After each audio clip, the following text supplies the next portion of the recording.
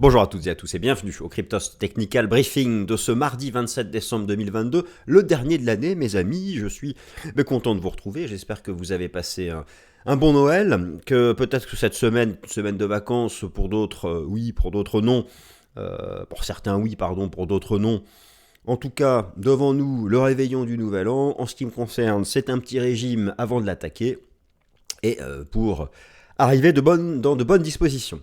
Bref, revenons au sujet, mon scénario Bitcoin pour l'année 2023. Voilà, c'est de ça dont nous allons parler pour la dernière de l'année, mon scénario 2023. Alors bien sûr, le scénario technique, il y a le scénario que tout le monde a, celui de la doxa, celui qu'on retrouve le plus souvent, aller chercher vers 11 000, 12 000 dollars et hop, nouveau record historique. Ça, c'est ce que tout le monde pointe sur le graphique. Moi, je vais vous montrer un scénario un peu différent. Et bien sûr, l'année se termine. C'est l'heure du bilan, mes chers amis. On commence d'ailleurs la vidéo par ça, un bilan crypto 2022.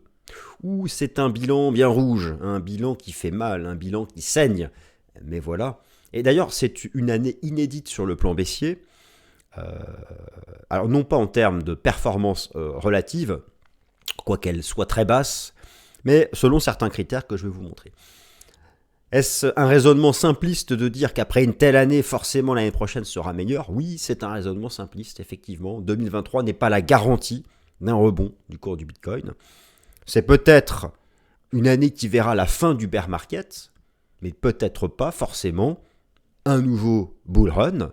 Et quand bien même, imaginons un nouveau bull run verrait le jour, quelle garantie avons-nous qu'il aille chercher l'ancien record historique? Et puis, bien sûr, il y a des conditions à un tel scénario.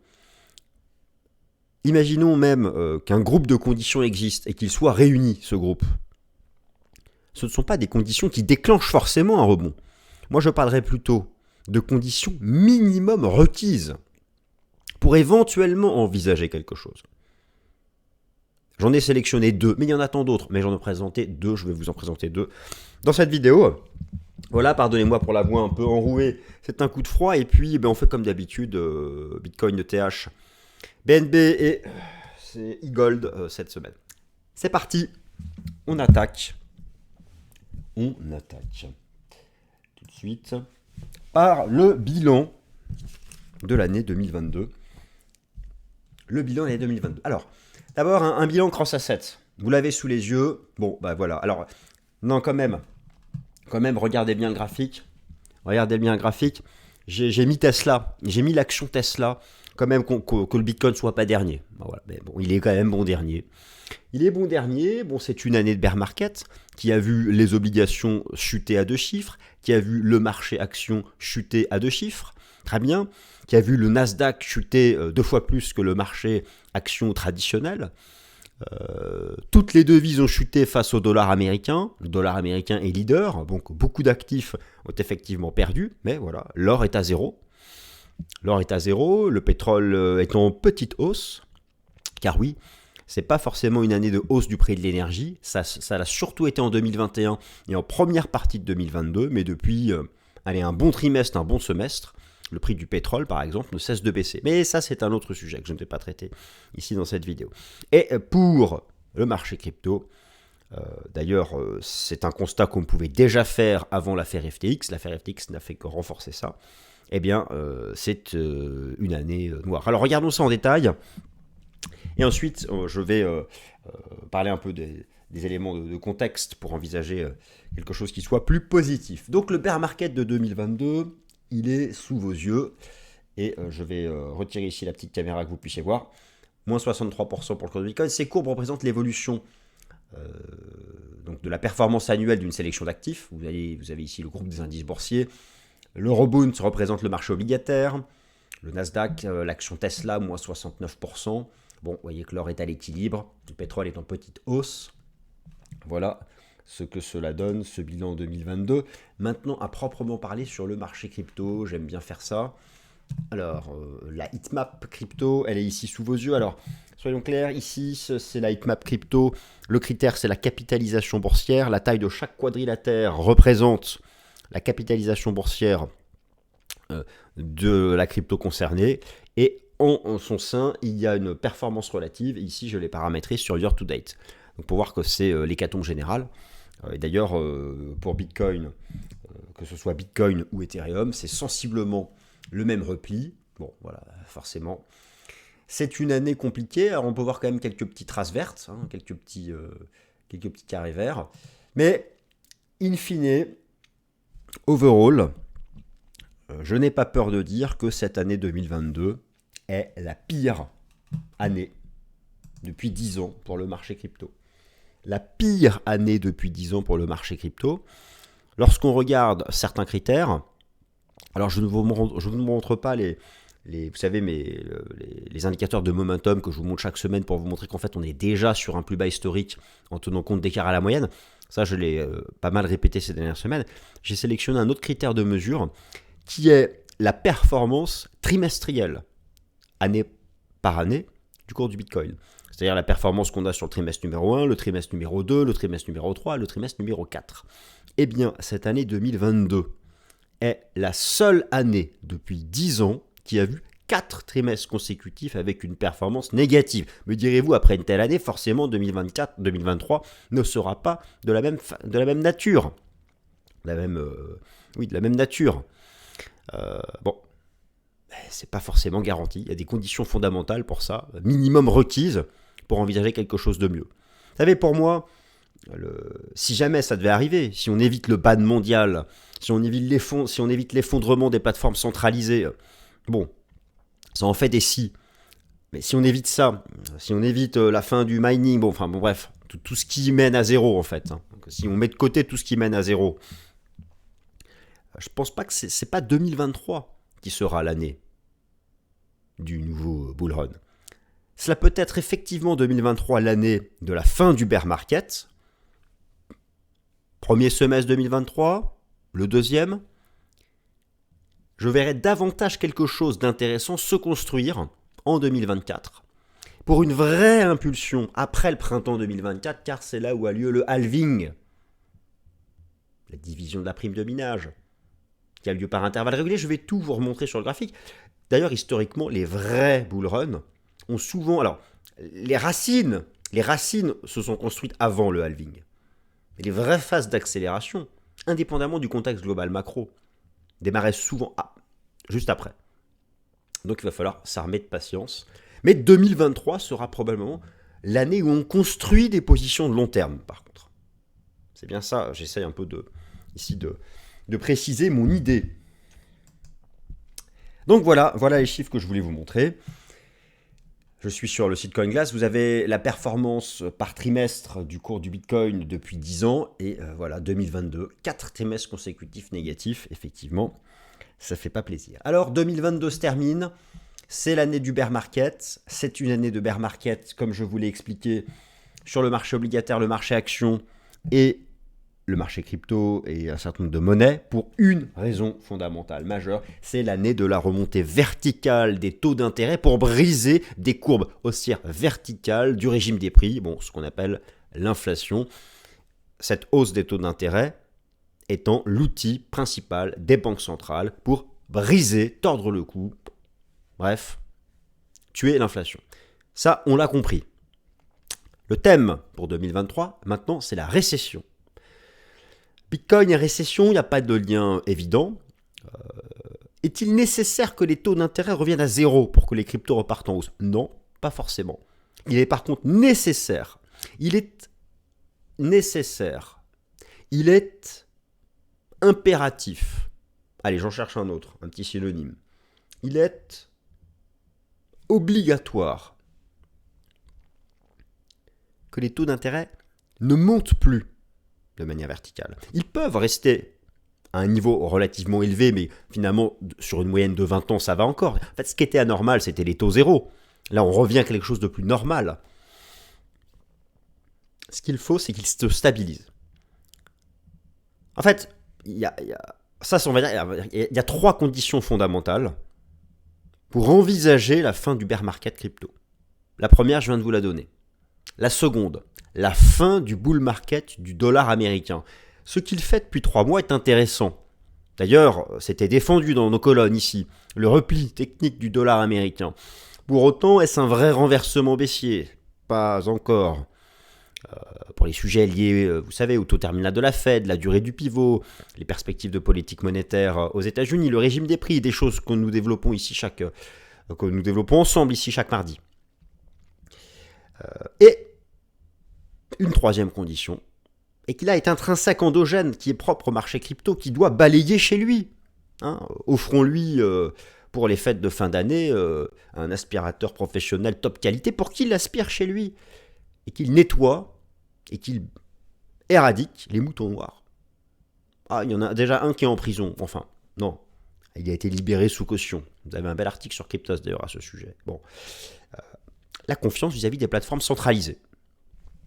Voilà, si on a ces trois conditions, peut-être que 2023 sera une année non pas d'un nouveau record historique, non pas de la création du prochain bull run, mais l'année où l'on construit, où on forge des positions de long terme.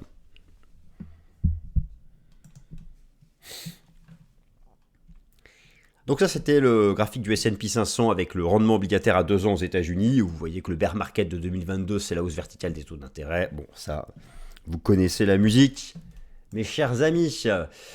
Alors, là, je vous montre ça quand même parce que pour envisager la stabilisation des actifs risqués l'année prochaine, il faut éviter la récession. Qu'est-ce que vous avez sous les yeux ? Mais vous avez le comportement du S&P 500 lors des deux dernières, les deux vraies récessions du siècle, parce que celle du Covid a été créée. La récession de la crise de la bulle.com et la récession de la crise financière en 2008. Si jamais nous sommes en récession en 2023, voilà où on est actuellement le marché action. Il est là et il est là. Si on rentre en récession l'année prochaine, voilà ce qui nous attend.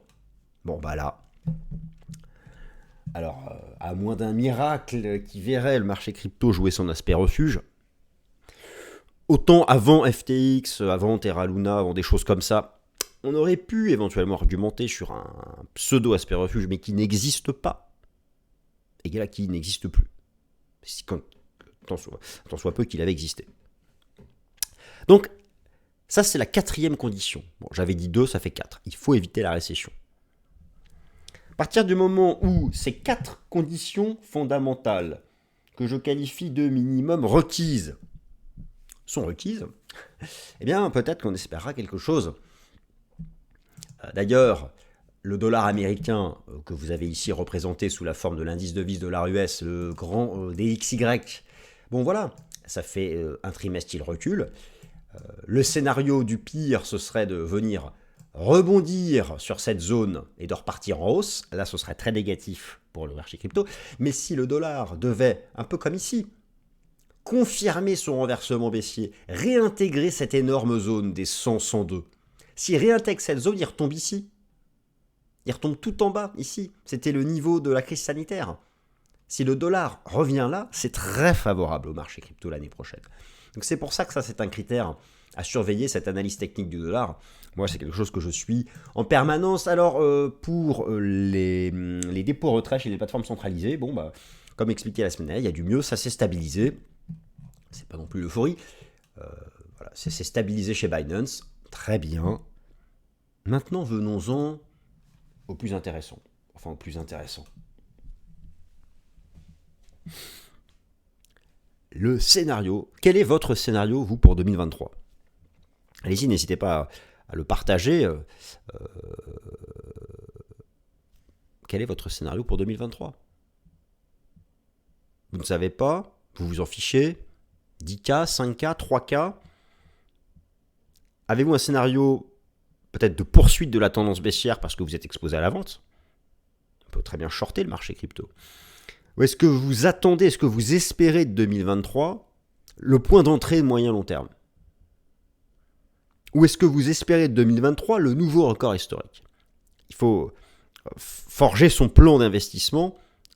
Là, idéal, le travail commence maintenant. Bon, alors je vais vous montrer le scénario qui ressort le plus souvent et le mien. Voilà le scénario que moi j'appelle celui de la doxa, parce que c'est un mot à la mode. Ça veut dire le scénario le plus consensuel. Donc vous avez sous les yeux le Bitcoin All Time History Index en bougie japonaise hebdomadaire sur la base d'une échelle logarithmique.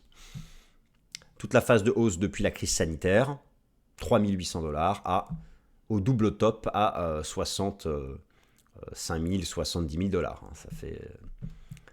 Alors, le scénario consensuel, tout le monde attend la zone des 11 12 000 $.